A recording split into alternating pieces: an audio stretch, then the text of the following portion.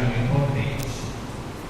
A igreja, ela tem passos pedagógicos para instruir seus fiéis. E dentre os passos pedagógicos, nós temos os tempos litúrgicos. O primeiro é o advento, a preparação dupla para o nascimento de Jesus e para a sua segunda volta. Não sabemos dia nem hora. O tempo do Natal, geralmente é conhecido como 25 de dezembro, e ali pelo início do ano civil. Em seguida, com a festa do batismo do Senhor, nós temos então a abertura do primeiro bloco do tempo comum, pois o batismo será entendido como a porta pela qual nós entramos na igreja. E não só entramos, nós nos tornamos igreja, membros deste corpo cuja cabeça é o Senhor Jesus.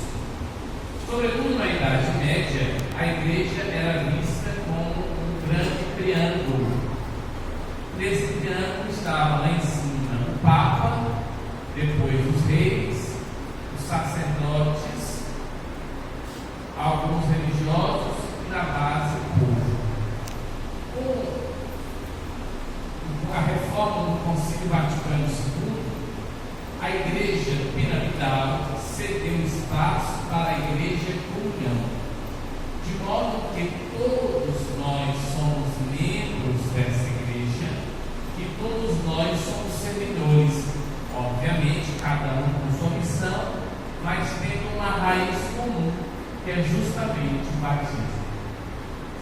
Nesse sentido, é que no primeiro momento do tempo comum, nós então somos levados a redescobrir o nosso batismo, lembrar que dia fomos batizados, quem foi o nosso padre que nos batizou, quem foram os nossos padrinhos, e viver esse batismo, porque pelas águas do batismo recebemos a graça que vem ao nosso encontro e colabora com o nosso esforço pessoal para sermos pessoas melhores.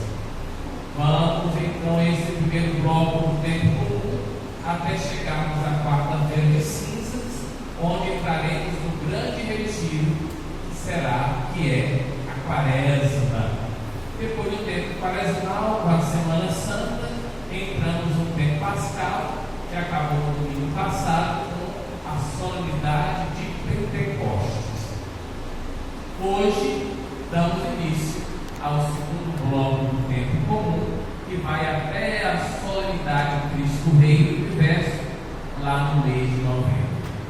E abre, esse segundo bloco é aberto justamente nos apresentando um Deus que é um, mas que se revela em três pessoas, ou seja, Deus não é solitário, Ele é comunhão. Ele se revela em três pessoas distintas: Pai, o Filho e o Espírito Santo, cuja raiz única é o amor. E aí nós vamos entendendo que não é por acaso que esse novo momento, esse novo bloco do tempo comum nos é oferecido como modelo perfeito, justamente Deus, Trindade, um, mas que se revela em três pessoas. Por quê? Para nos fazer compreender que a comunidade humana, ela é uma comunidade humana permeada, eivada de muitas pessoas. Nós somos um recorte. E olha como nós somos tão diferentes. Quando eu digo diferentes, não estou dizendo que não é mais ou menos. Diferentes. Cada um com suas trevas, cada um com suas luzes, cada um com suas faltas, cada um com suas virtudes, cada um com suas histórias, contudo, congregados no Senhor. E essa congregação, essa comunhão, repito, tem uma ação de mão dupla.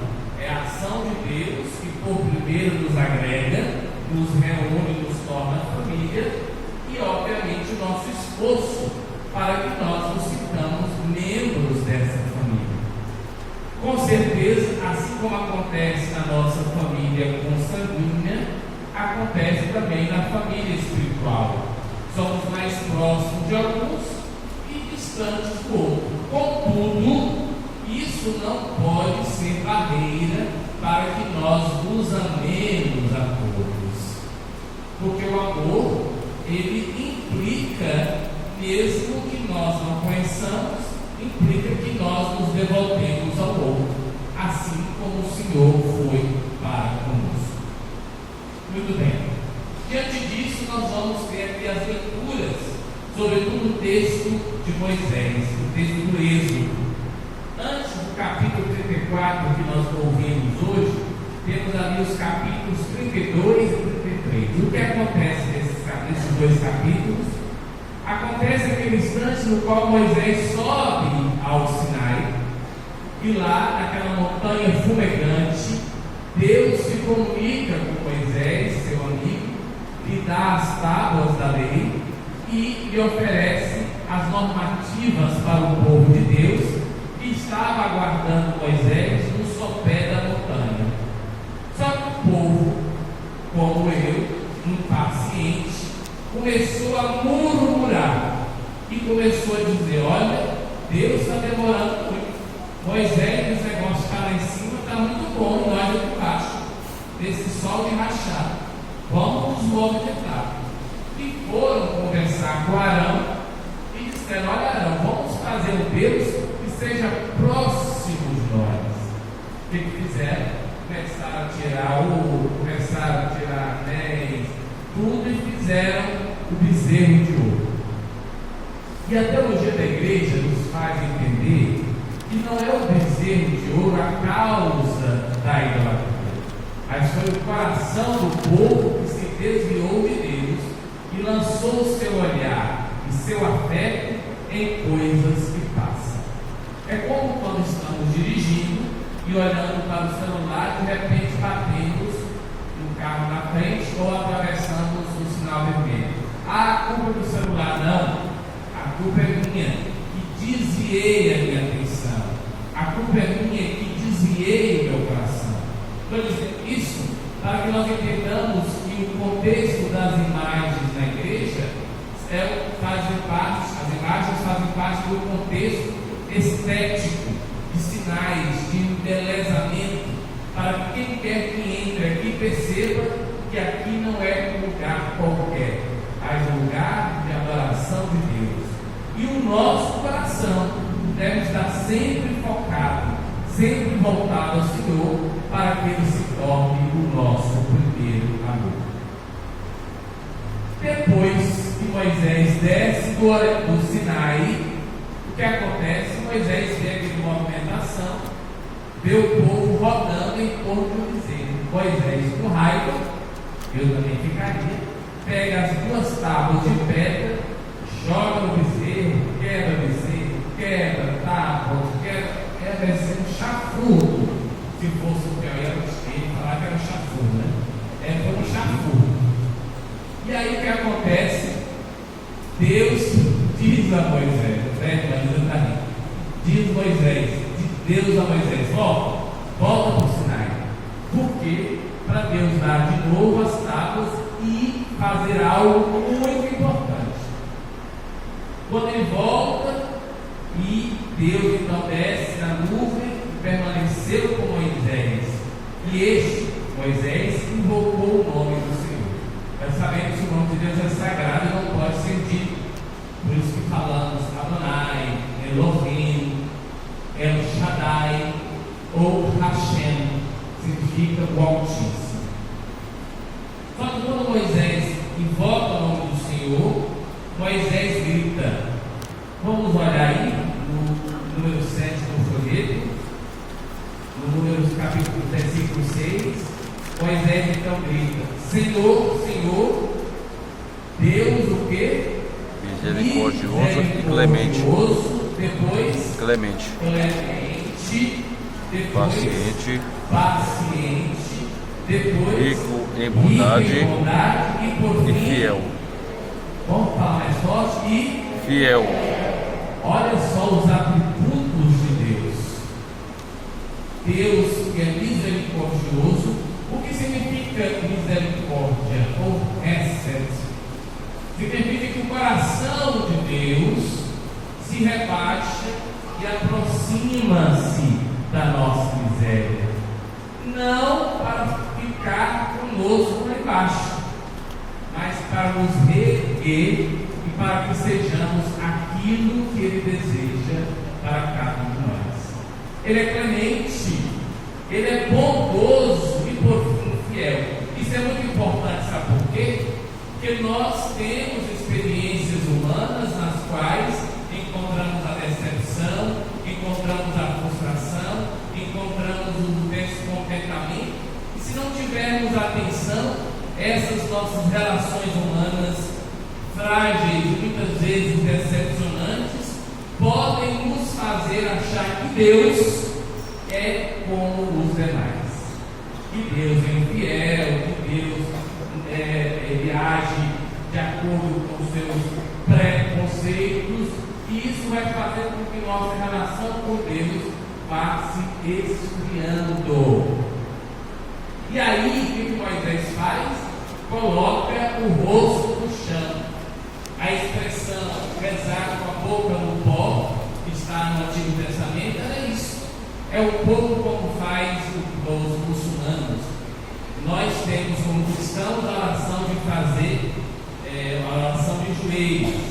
E a oração do Domingo de Guzmão vai apresentar 9 posturas de adoração de Deus, a mais comum é de joelhos. Para o povo semita, eles se põem de joelhos e colocam a cabeça prostrada no chão. Para quê? Para que se entendam que eles são nada. E o que acontece? Olha só a oração de Moisés. Vamos dizer juntos: Senhor, se é verdade que gozo do teu favor, peço-te, caminha conosco. Eu estou perguntando a mim agora e aos senhores e senhoras: quando estamos desesperados, a gente diz isso? Caminha conosco, Senhor. Caminha comigo porque eu não estou suportando a dor. Caminha comigo porque está difícil, está pesada a cruz. Caminha comigo porque eu estou sem saber qual decisão eu tomar. Caminha conosco. E olha só o que ele continua. Embora este seja um povo de cabeça o quê? Dura. Para quê? Cabeça mais dura do que a minha. E Deus já tem paciência com esse barro velho. Não é verdade? Embora esse povo seja de cabeça dura, o que Moisés pede? Perdoa nossas culpas e nossos pecados. E o que? Acolhe-nos como propriedade tua. Minha gente, é igual quando a gente é uma advogada chamada resolver litígio, né? De quem pertencerá aquilo? Todo mundo quer ser dono. E nós precisamos nos sentir propriedades do Senhor. O que fazemos com a nossa propriedade? Cuidamos. Deus cuida de nós. Deus zela. Deus gosta de se entreter conosco. Às vezes fazendo o Corinthians ganhar, às vezes fazendo o Flamengo ganhar. Deus, Ele gosta de jogar em nosso favor. Mas aí vem São Paulo na segunda carta dizendo: irmãos, alegrai-vos. E diz: trabalhai no vosso quê? Aperfeiçoamento. Nós não somos um pedaço de pau que até as cinzas são pobres. Nós somos seres humanos, filhos e filhas de Deus, feitos à sua imagem e semelhança. Ninguém é tão ruim que não possa mudar. Nós cremos no Deus do impossível, só que nós precisamos cooperar com a nossa mudança. É que vocês me conheceram há alguns anos, quando eu era ruim, ainda estou perto ainda, mas Deus vai cuidando, Deus vai nos formando, Deus vai nos conduzindo, porque Ele exige de nós, Ele pede de nós docilidade. permissão para nos conduzir. É tão bom quando a gente sente que Deus nos conduz, que Deus nos orienta, que tudo em nós é guiado pelo Senhor. Daí que São Paulo diz duas palavras: encorajai-vos e cultivai a concórdia. Quer dizer o quê? Concordes com o mesmo coração, concorpóreos, somos o mesmo corpo, com o sanguíneo, o sangue do Senhor derramado sobre nós, que está em nossas veias, não estamos sozinhos. E aí termino. Se fosse deixar aqui até amanhã, eu estava conversando com vocês. Vem São João dizendo que Deus, o nosso Deus, não veio para condenar ninguém. Não. Deus não veio para condenar ninguém. Um jovem veio conversar comigo, muito aflito na sua adolescência, e se revelou a mim como homossexual. E disse: padre, estou triste porque Deus me castigou. Eu botei a mão na boca dele e disse: vamos parar por aqui. Nós não sabemos a origem da homossexualidade, mas uma coisa é certa: Deus não castiga seus filhos. O que Deus quer de você e de mim e de todos nós é que, sendo heterossexuais ou homossexuais, sendo ricos ou pobres, negros ou brancos ou indígenas, sendo europeus ou sul-americanos ou o que seja, Deus quer que nós nos aperfeiçoemos. Se você é mulher, seja mulher aperfeiçoada, crescida, amadurecida. Se você é homem, seja um homem crescido, amadurecido. Se é casado, se é solteiro, se é homossexual, se é heterossexual, busquemos vencer a força do acusador que tenta nos desequilibrar e nos jogar no chão. Mas não permitamos a ideia de que o Deus que cremos é um Deus que nos condena. E aqui eu termino. Não está tudo iluminado aqui, não está? Sim ou não? Sim. Não paguei ainda, viu? Eu vou lembrar. Tudo iluminado para nós podermos ver, para enxergar, para contemplar. Eu tenho liberdade de não querer ser iluminado. O que eu faço? Mas a luz continua iluminada?